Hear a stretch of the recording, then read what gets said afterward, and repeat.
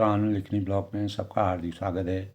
सबके मंगल भविष्य की कामना के साथ बड़ों को मेरा नमस्कार, छोटों को मेरा आशीर्वाद। मैं ठीक हूँ, आशा करता हूँ कि आप ठीक होंगे। दोस्तों, अनवरत चलने वाली रामचरितमानस की अमृतमयी धारा से सुसज्जित रामचरितमानस के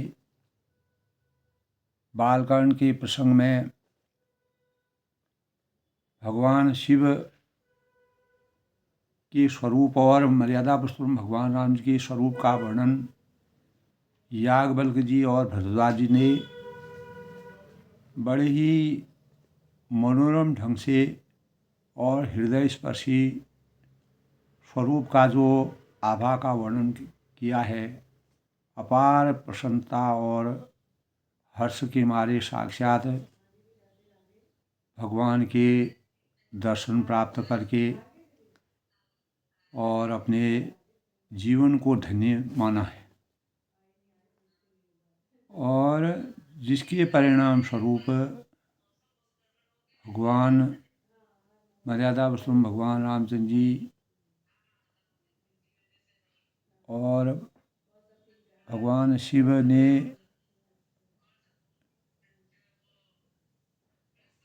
के जिस स्वरूप का वर्णन रामचरितमानस के बालकांड में तुलसीदास जी ने अभूतपूर्व वर्णन किया है, और सृष्टि के निर्माता जो है ब्रह्मा विष्णु महेश के सौजन्य से इस सृष्टि की रचना हुई। और जब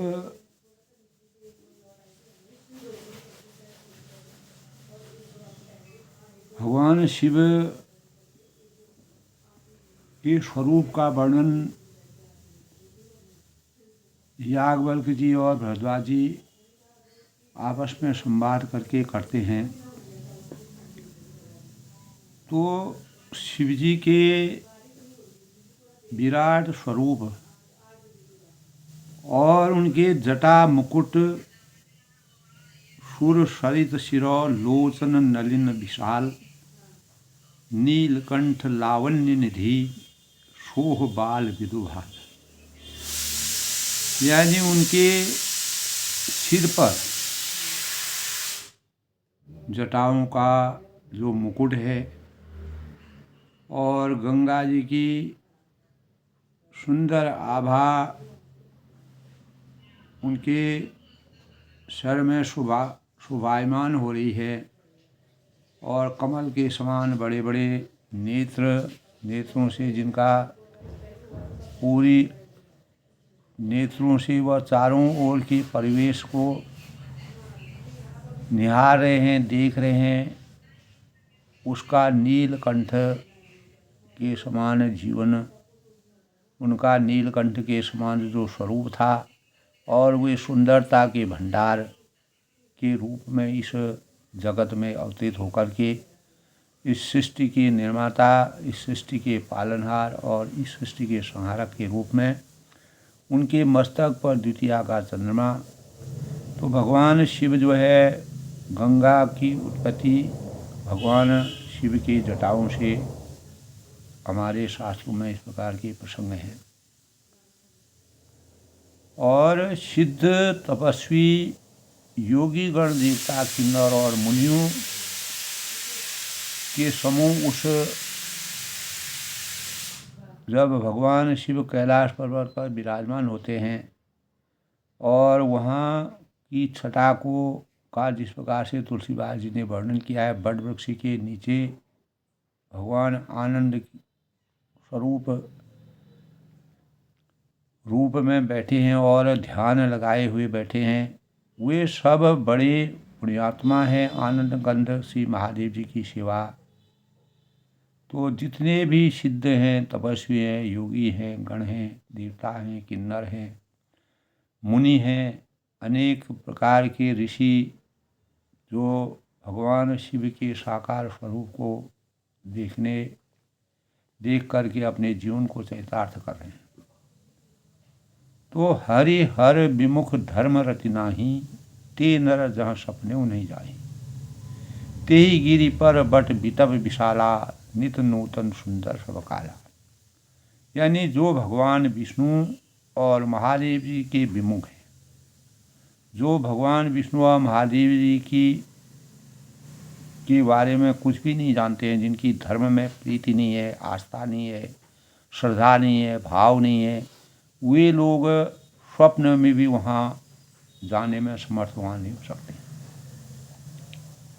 तो उस पर्वत पर दोस्तों विशाल जो बड़ वृक्ष वहाँ पर था, उस नित्य नवीन और सब काल जिन्होंने साक्षात स्वरूप में ऐसे स्वरूप को, ऐसे परिवेश को देखा होगा, तो आनंद की अनुभूति उनके अंतःकरण में होती है।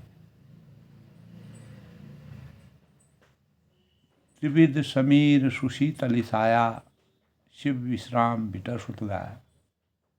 एक बार ते तर्प हो गया, तरु बिलो कहीं उड़ अति सुख भय।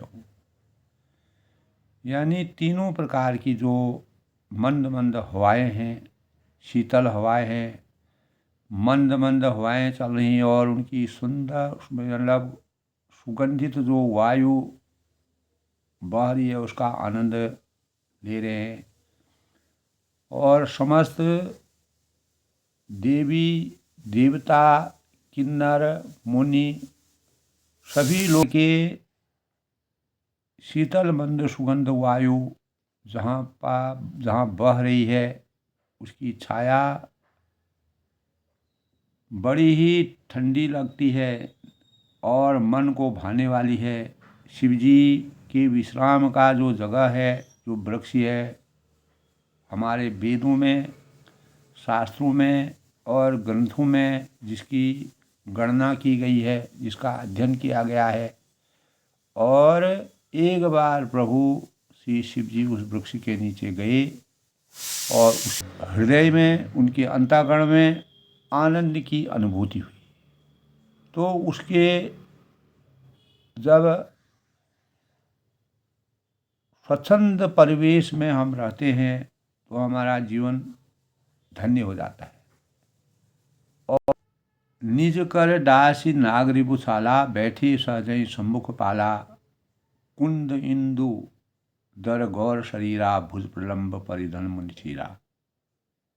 यानी अपने हाथों से बागंबर बिछाकर कृपालु भगवान शिव स्वभाव से ही बिना किसी खास प्रयोजन के वहाँ बैठ गए, और कुंद के पुष्प के समान, चंद्रमा और शंख के समान उनका जो गौर शरीर था, वही लंबी भुजाएं थीं, और मुनियों से बदकल वस्त्रों में, जैसे सन्यासी बदकल वस्त्र पहनते हैं, जैसे मुनि होते हैं, साधु होते हैं, संत होते हैं, वही स्वरूप भगवान शिव का भी था। तो इस स्वरूप का वर्णन जो है तुलसीदास जी ने बड़े ही मनोरम और ढंग से हृदयस्पर्शी स्वरूप से किया है, जिससे हमारे अंतःकरण में अनेक प्रकार की शुचिता के भावों का संचार होता है, और हम मन, वचन और वाणी से भगवान शिव की आराधना करने में समर्थवान होते हैं। कैलाश में जब भगवान शिव और पार्वती हिमवान और मैना और विवाह के पश्चात जब उनका प्रवेश कैलाश पर्वत पर होता है, तो अनेक प्रकार के सिद्ध हैं, तपस्वी हैं, योगी गण हैं, देवता हैं, किन्नर हैं, मुनि हैं, सभी का समूह पर्वत को देखने के लिए जाते हैं और भगवान के साकार, शिव जी के साकार स्वरूप को देख करके आनंद की अनुभूति करते हैं। तो इस प्रकार दोस्तों भगवान के स्वरूप का अगर हम वर्णन करें कि दया पूरा मनुष्य मात्र मनुष्य जो है वह दया का कृपा पात्र होता है। ईश्वर की दया अपार है, परंतु जो जितनी उनको भगवान को श्रद्धा और भावों से मानता है उतनी दया उनको फलती है। इसीलिए उस ईश्वर की कितनी अधिक से अधिक दया हम और आप अपने ऊपर समझ सकें उतनी समझनी चाहिए। हमारी कल्पना जितनी अधिक होगी उतना ही अधिक हमको लाभ मिलेगा। हम भगवान के बारे में जितना भी अच्छा सोचेंगे उनके स्वरूप का। यद्यपि भगवान की दया अथाह होती है, उसकी कोई था नहीं। उसी प्रकार किसी को लाभ होगा, और यद्यपि भगवान की दया का कोई था नहीं है, यानी अपरंपार है। किसी को उनकी दया मिलती है, किसी को नहीं मिल पाती है। जैसे विमान पर बैठकर आकाश में उड़ने वाले मनुष्य को आकाश की था नहीं मिलती है। उस दया का थोड़ा सा रहस्य जानने में भी मनुष्य कृतकृत्य हो जाता है। जैसे अथाह गंगा के प्रवाह में से मनुष्य की प्यास बुझाने के लिए एक छोटा गंगा जल ही पर्याप्त है, वैसे ही उस अपार अपरिमित दया के सागर की दया एक कृपा से ही मनुष्य की अनंत जन्मों की जो शोकाग्नि है और सदा के लिए शांति का एहसास उसको हो जाता है। तो यह तुलना भी पर्याप्त, तुलसीदास जी कहते हैं कि यह तुलना भी मेरे लिए पर्याप्त नहीं है, क्योंकि साधारण जल बुद्धि के पिए हुए गंगा जल के एक छोटे से जल से तो मनुष्य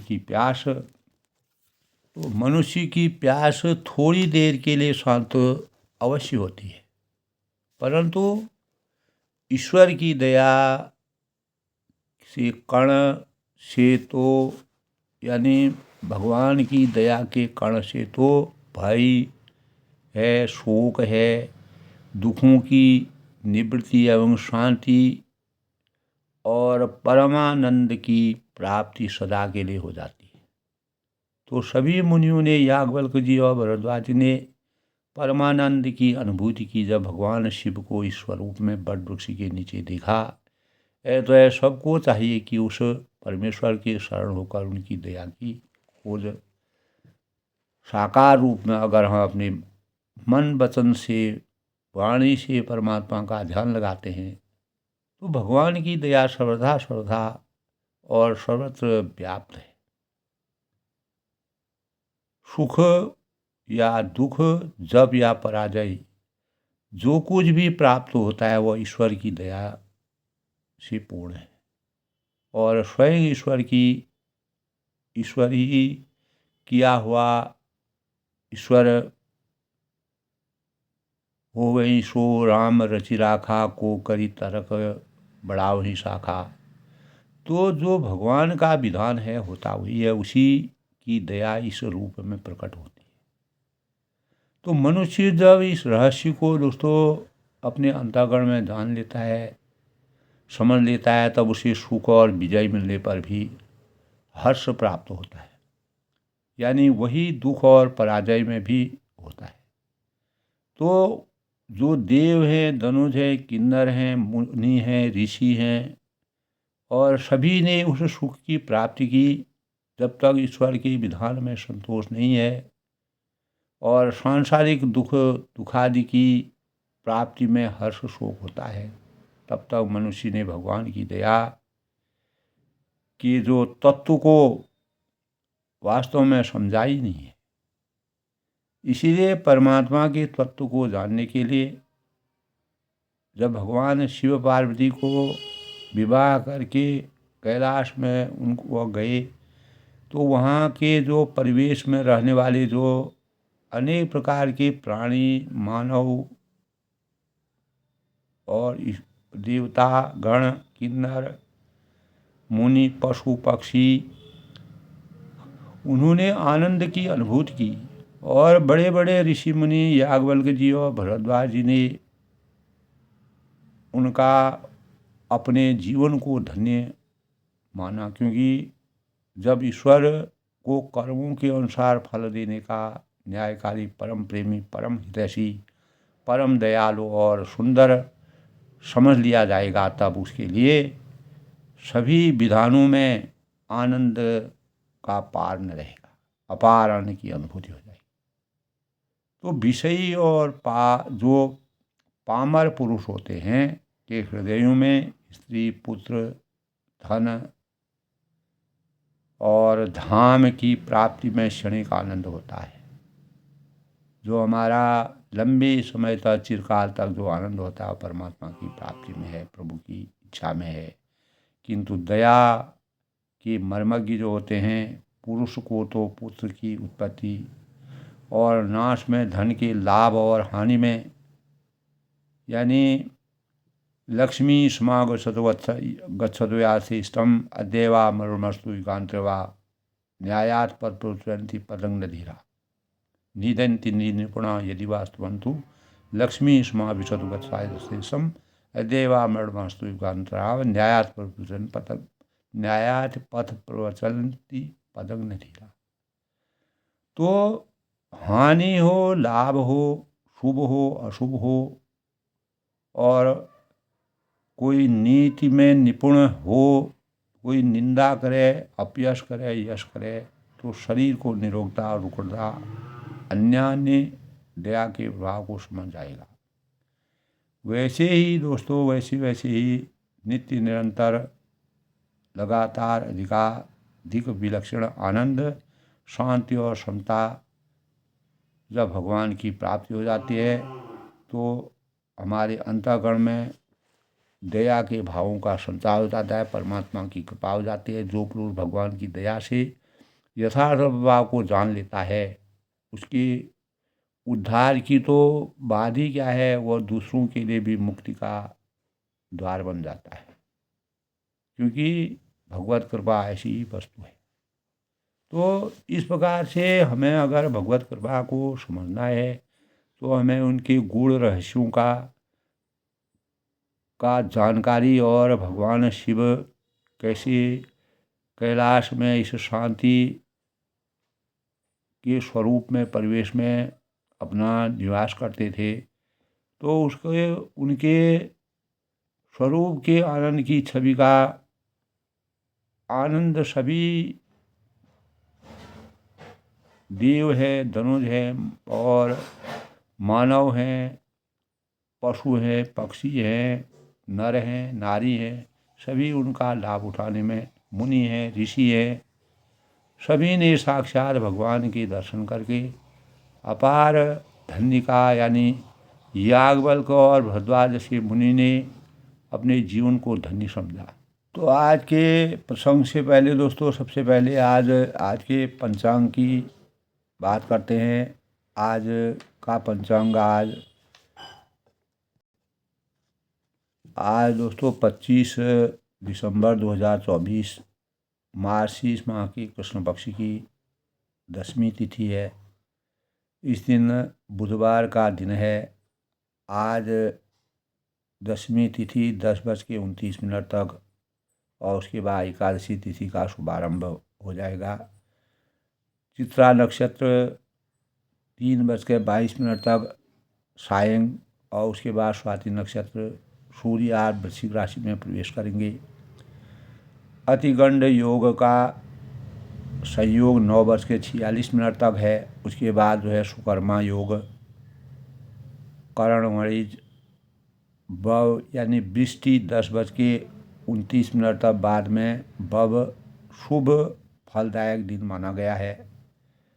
आज के पौष मास की एकादशी का व्रत दोस्तों सफला एकादशी 26 दिसंबर 2024 को जो है व्रत की एकादशी उदया तिथि के अनुसार मानी गई है।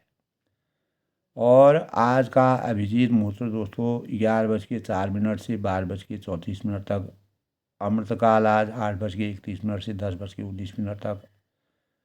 ब्रह्म मुहूर्त आज 5:33 के 6:02 तक। राहु काल, जिस दौरान किसी भी शुभ कार्य को करना वर्जित माना गया है, 12:21 से 1:39 तक। सूर्य आज दोस्तों 7:12 पर उदय होंगे और 5:31 तक अस्त होंगे। तो आज दोस्तों बड़ी शुभ दिन बुधवार का दिन है और उसी के अनुसार आज पूरे वर्ष का सबसे बड़ा दिन माना गया है। इसीलिए आज क्रिसमस का दिन बड़े दिन के रूप में माना गया है। ईसा मसीह यीशु के जन्म के अवसर पर संपूर्ण विश्व में भगवान यीशु की पूजा आराधना और उनको स्मरण किया जाता है और इस दिन पूरे विश्व में अवकाश रहता है। क्रिसमस के 12 दिन का यह उत्सव और क्रिसमस टाइड की भी शुरुआत मानी गई है। एंग्लो डोमिनी यानी काल प्रणाली के आधार पर यीशु का जन्म 7 से लेकर 12वीं ईस्वी पूर्व के बीच में हुआ था, ऐसा हमारे मान्यताएं कहती हैं। और 25 दिसंबर को जीसस क्राइस्ट यानी क्रिसमस को सेलिब्रेट किया जाता है, उसको मनाया जाता है। ईसाई धर्म के लोगों में भगवान यीशु के प्रति अपार आस्था, श्रद्धा, आराधना और परस्पर भाईचारे के प्रतीक के रूप में यह क्रिसमस का त्यौहार पर्व भगवान यीशु को याद किया जाता है। और भगवान सर्वरूप संपन्न है। भगवान सभी धर्मों में भगवान का एक ही रूप है, वह परम शक्ति एक है। उनको मनाने का ढंग और स्वरूप अलग अलग है। भगवान केवल एक है, वह परम ब्रह्म परमेश्वर का एक स्वरूप है। इस प्रकार आज 25 दिसंबर 2024 को यीशु भगवान को सभी को नमन करना चाहिए। उनकी प्रेरणाओं से मानव जीवन को अनेक प्रकार की शिक्षाएं लेकर के प्रेरणा स्रोत के रूप में उनके जीवन को अवतरित करना चाहिए और अपने जीवन को साकार बनाने के लिए संकल्पित भावों का जो उन्होंने संकल्प लिया था, जो उन्होंने त्याग किया था, उन भावों को प्रत्येक मानव चेतना में जगाने के लिए जिस प्रकार मर्यादा पुरुषोत्तम भगवान राम जी को हम याद करते हैं, उसी प्रकार भगवान यीशु भी हमारे परम पूज्य है। पूरे मानव धर्म के स्वरूप के रूप में हम उनको मनाते हैं, उनकी गाथा याद करते हैं। तो सभी पूरे विश्व में आज भगवान यीशु को याद किया जाता है। आज दोस्तों बुधवार का दिन है और बुध जो है भाग्य के माँ के प्रदाता माने गए हैं। बुध की प्रकृति जो है वह सौम्य होती है। ज्योतिष शास्त्र के अनुसार यह भगवान गणेश जी और लाल किताब के अनुसार दुर्गा माता का दिन माना गया है। गणेश जी को प्रथम पूज्य देवता के रूप में माना गया है और सर्वप्रथम उनकी पूजा की जाती है। और गजाननं भूतगणाधीशं कपितजम्बू फलचारुभक्षं उमासुतं शोकविनाशकारकं नमामि विघ्नेश्वर पादपङ्कजम्। ओम गणानान्ता गणपतिनः विधिनान्ता विधिपतिनः। तो गणपति देवता को भगवान शिव और समस्त देवताओं की मंत्रणा के बाद भगवान गणेश जी को प्रथम पूज्य के रूप में माना गया है, क्योंकि उन्होंने पूरे ब्रह्मांड की परिक्रमा करके, अपने माता पिता की परिक्रमा करके प्रथम रूप में अवतरित होकर के माता पिता के आशीर्वाद से सभी देवताओं में कोई भी शुभ कार्य किया जाता है तो गणेश जी का पूजन सबसे पहले करने का विधान हमारे शास्त्रों में बताया गया है। बुधवार को व्रत रखने से मानसिक विकार हमारे दूर होते हैं, मस्तिष्क में शुभता के भावों का संचार होता है, बुद्धि विवेक में वृद्धि होती है। और हमारे हिंदू धर्म में इस दिन प्रथम पूज्य भगवान गणेश जी का पूजन करना बहुत ही शुभ कार्य माना गया है। और भगवान गणेश जी को दुर्वा और मोदक भोग लगाने चाहिए। और गणेश जी गणेश जी की पूजा करने और भोग लगाने से बुध देवता, क्योंकि भगवान गणेश जी का जब कैलाश पर्वत पर माँ पार्वती से जब गणेश जी का अवतरण हुआ, उनका जन्म हुआ, तब बुध देवता वहाँ पर उपस्थित थे कैलाश पर्वत पर। और इसीलिए बुध और गणेश जी का आपस में सामंजस्य, एक समान एक ही दिन पूजा की जाती है। बुध देवता विद्या और बुद्धिमत्ता के प्रतीक, सुकृति के मानक माने गए हैं। और भगवान गणेश जी विघ्न विनाशायक, विघ्नों को हरने वाले, सुखों को देने वाले प्रथम पूज्य के रूप में शुभ कार्यों को करने से पहले सबसे पहले गणेश याचना वंदना करना शुभ माना गया है। और इसीलिए गजाननं भूतगणार्चितं कपिजम्बू फलचारुभक्षणं उमासुतं शोक विनाशकारकं नमामि विघ्नेश्वर पादपंकजं। व्यापारिक दृष्टिकोण से बुधवार बहुत ही शुभ कार्य माना जाता है। व्यापार के लिए बुध ग्रह लाभकारी होता है। विघ्नहर्ता सुखकर्ता गणेश जी का पूजन, स्मरण, ध्यान, दर्शन अनेक मनोवांछित फलों की प्राप्ति के द्योतक। दुर्गा सप्तशती का पाठ करना।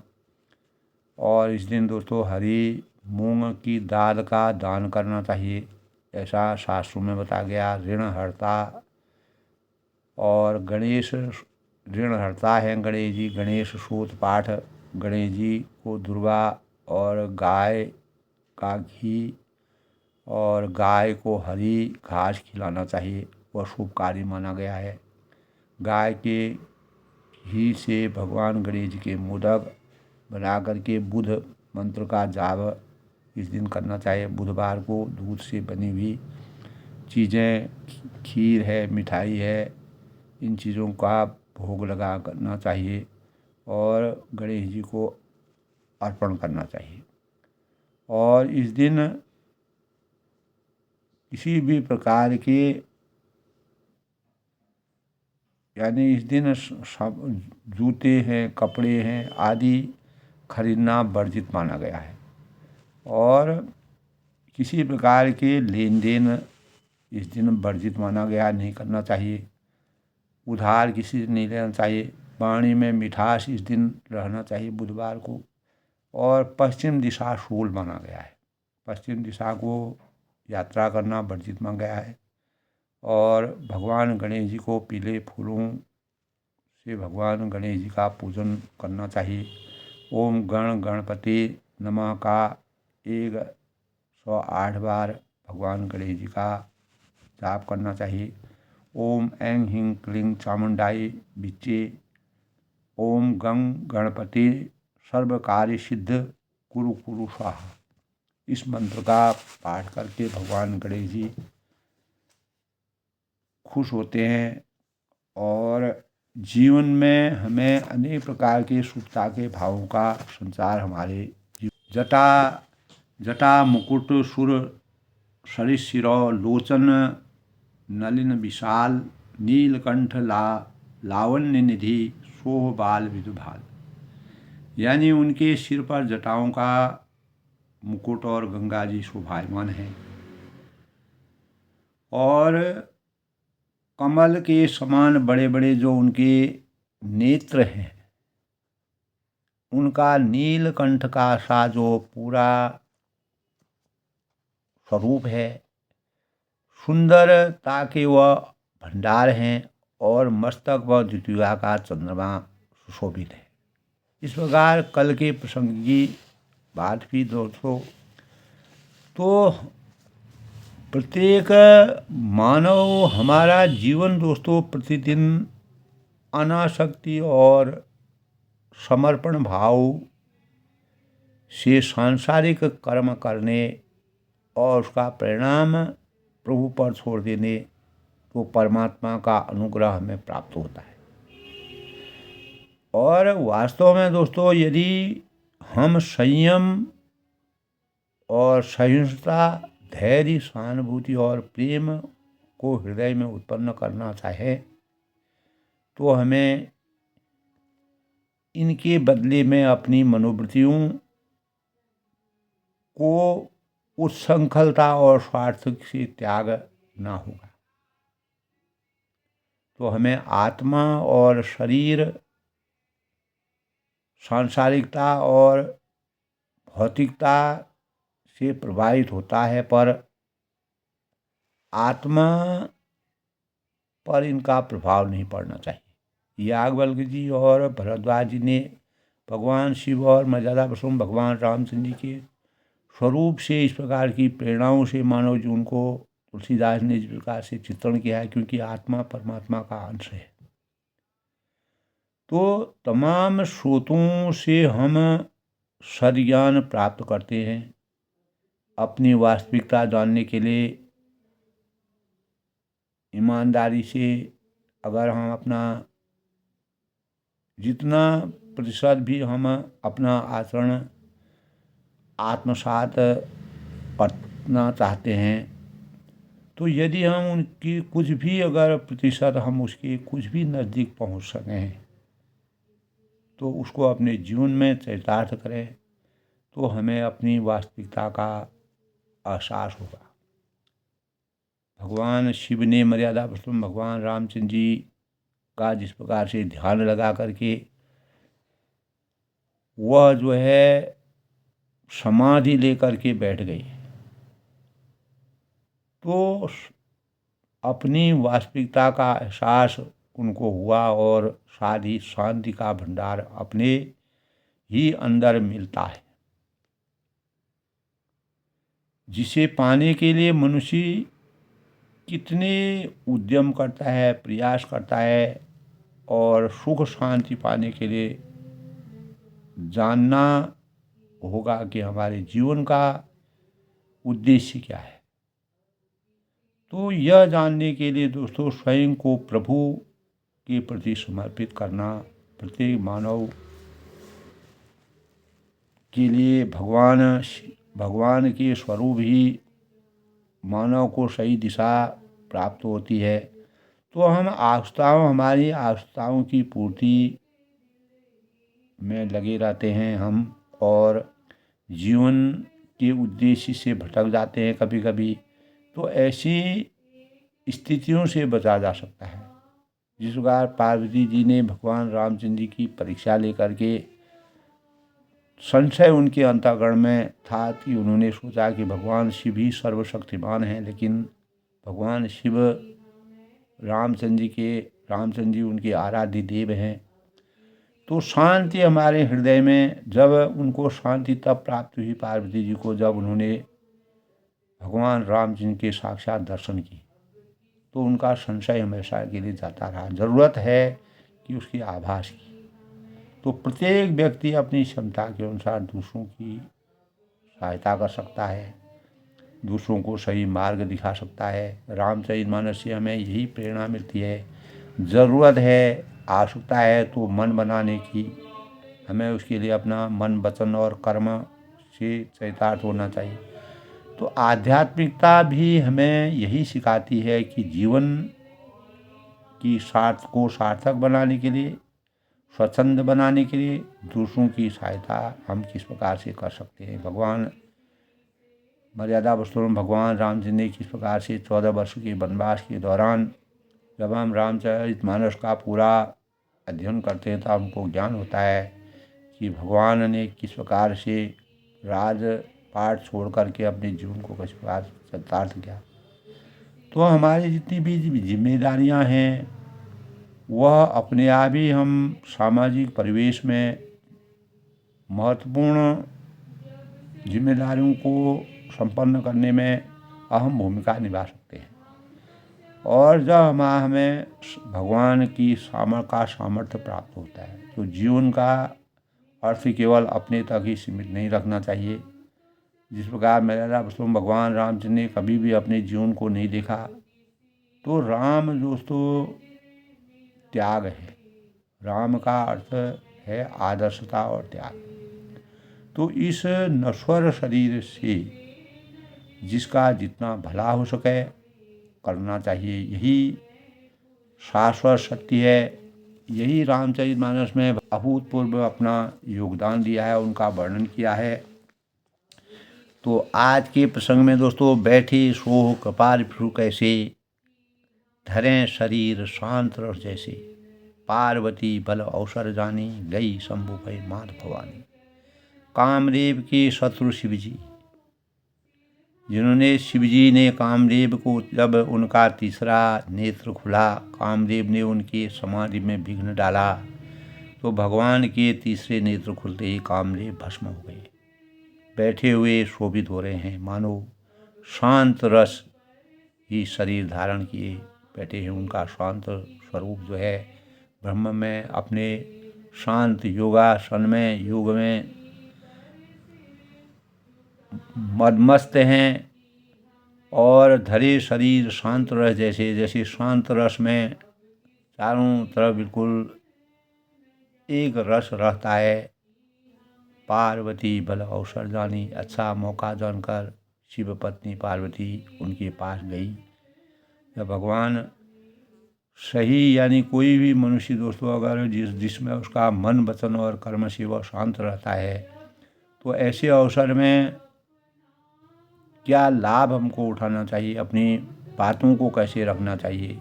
जान प्रिया आदर अति कीना, बाम भाग आसन हर दीना, बैठी शिव समी भरसाई, पूरब जन्म कथा चिताई।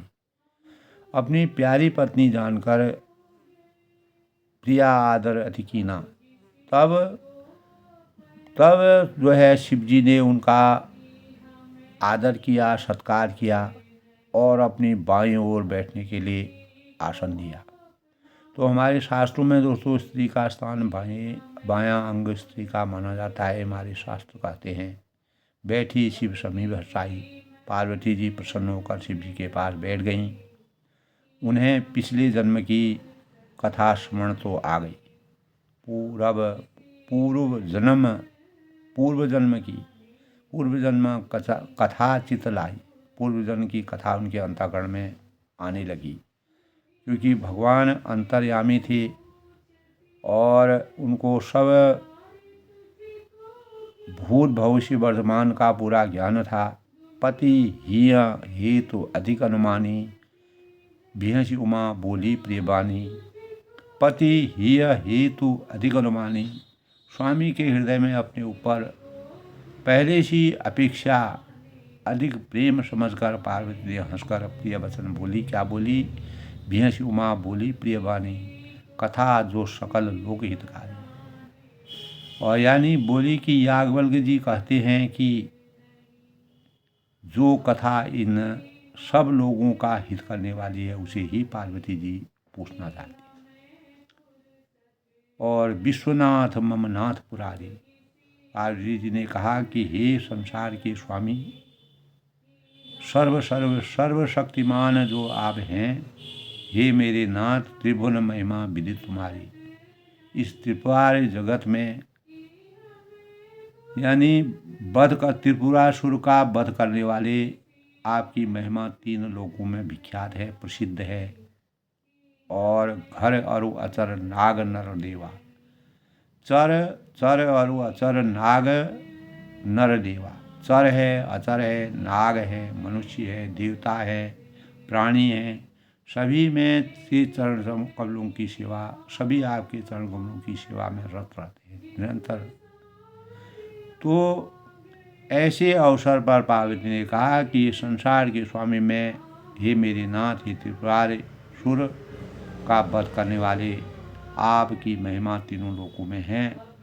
तो जो चर हैं, अचर हैं, नाग हैं, मनुष्य हैं, देवता हैं, सभी आपके चरण कमलों की सेवा करते हैं। प्रभु समर्थ सर्वज्ञ शिव, सकल कला गुण धाम, जोग ज्ञान वैराग्य निधि, प्रणत कल्प तरुणाम।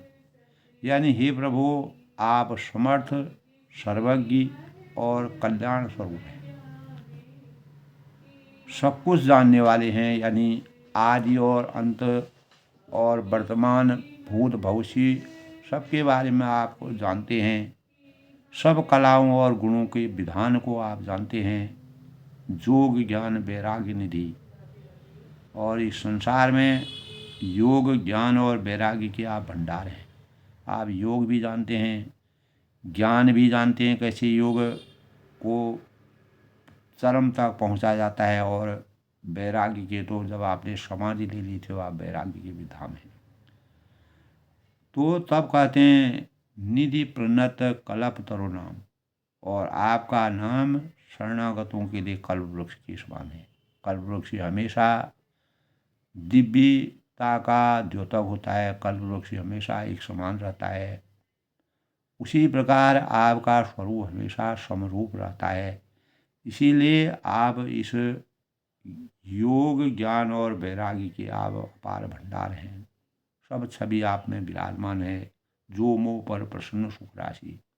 अब अगर आप मेरे ऊपर मन वचन और वाणी से पूर्ण निष्ठा के साथ अगर खुश है, जानिए सत्य मोहिनी दासी।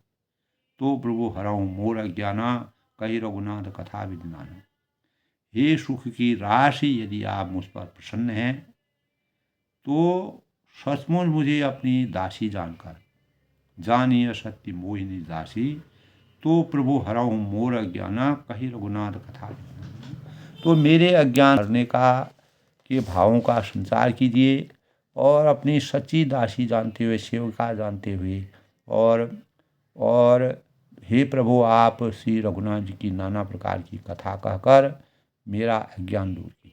मर्यादा पुरुषोत्तम भगवान का क्या स्वरूप था, कैसे वह अंतर्यामी बने, कैसे वह पुरुषोत्तम बने, कैसे उन्होंने 14 वर्ष का वनवास लिया, और किस प्रकार राजयोग को छोड़ करके वह कैसे वन की तरफ गमन किए। तो उसका पूरा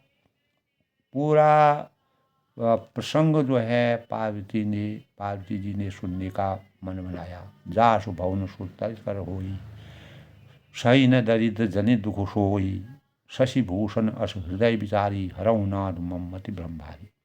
तब जिसका घर कल्पवृक्ष के नीचे हो, कल्पवृक्ष के इतने सुंदर आश्रय में रहने वाले परम ब्रह्म परमेश्वर, सही न दरिद्र जनित दुख सोई, वह भला दरिद्रता से उत्पन्न दुख को क्यों सहेगा, कभी नहीं सह सकता है।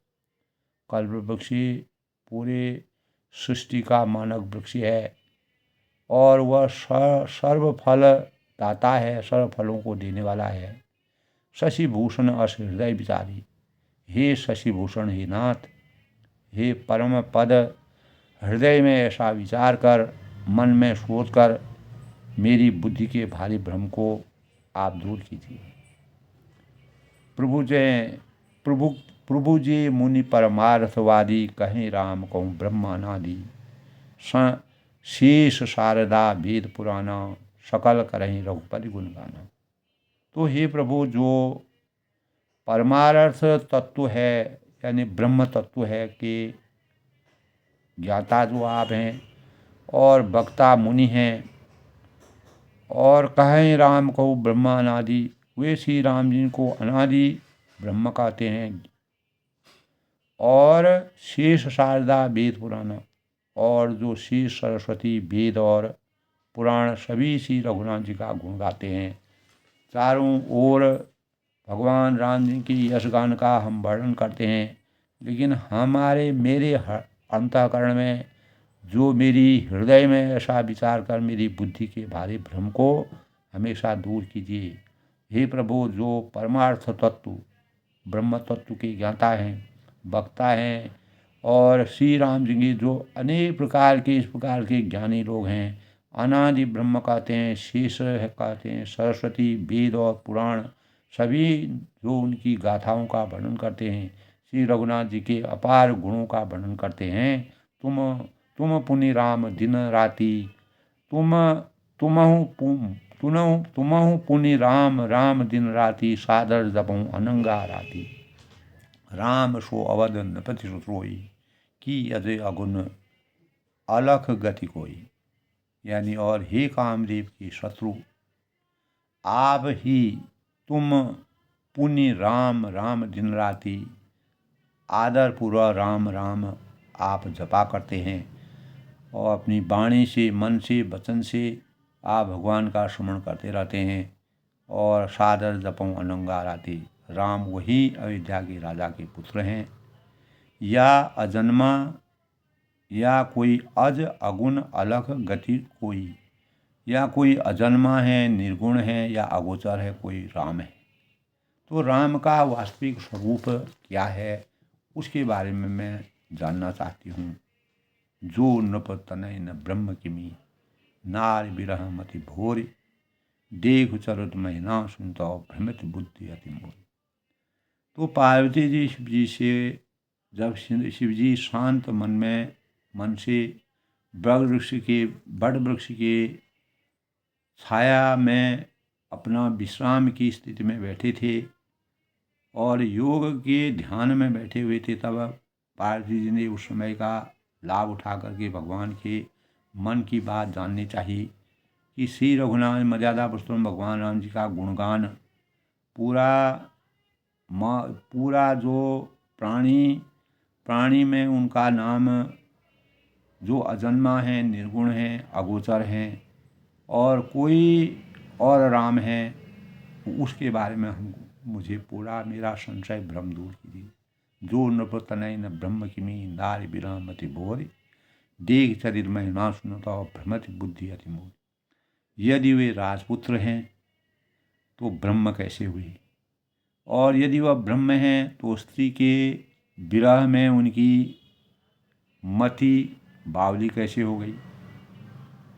यानी वह तो मर्यादा पुरुषोत्तम भगवान राम जी की लीला, इधर देख चरित्र महिमा सुनता, इधर उनके चरित्र को देख करके जो महिमा गुणगान महिमा मंडल उनका होता है, सुनकर, देखकर, विचार कर, उधर उनकी महिमा सुनकर मेरी बुद्धि अत्यंत चकरा रही है।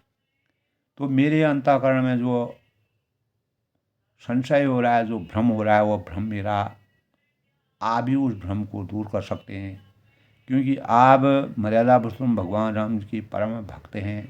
आप उनके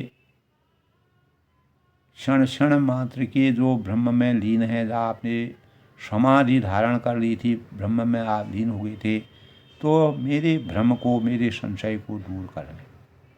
इस प्रकार पार्वती ने कैलाश में जाकर के भगवान शिव के स्वरूप को जब शांत स्वरूप में देखा, तब उन्होंने उसका आनंद उठा के मर्यादा पुरुषोत्तम भगवान राम जी का जो बालकांड में तुलसीदास ने वर्णन किया है, तो भगवान राम वे राजपुत्र हैं, ब्रह्म कैसे हुए। यदि ब्रह्म हैं तो स्त्री के विरह में क्यों वह वन में इधर उधर विचरण किए, और क्यों वह इतना परेशान हो गए। इधर उनकी चरित्र देखकर, इधर उधर उनकी महिमा सुनकर मेरी बुद्धि चकरा रही है, यानी मेरा मस्तिष्क, मेरी बुद्धि काम ही नहीं कर रही है।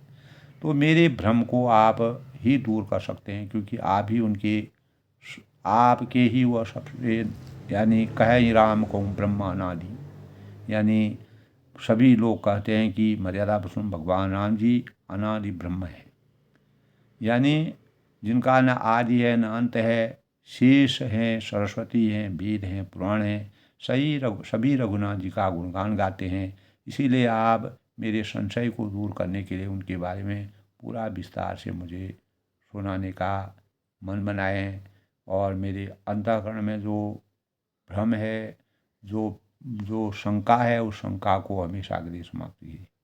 तो दोस्तों, आज के प्रसंग में मर्यादा पुरुषोत्तम भगवान राम जी का सभी पर आशीर्वाद बना रहे। पार्वती और शिव जी के प्रसंग का जो स्वरूप है, वो मर्यादा पुरुषोत्तम भगवान राम जी के वास्तविक स्वरूप को जानने की जो लालसा पार्वती जी के अंतःकरण में जागृत हुई, तो उन भावों को भगवान शिव किस प्रकार से उसका उत्तर देते हैं, कैसे आगे की रचना होती है। तो यह कल के प्रसंग में दोस्तों आज अपनी वाणी को विराम देते हुए सबके मंगल भविष्य की कामना के साथ, तो भगवान की आसक्ति और परमात्मा के स्वरूप का, ब्रह्मा के स्वरूप का कोई आदि नहीं है, कोई अंत नहीं है।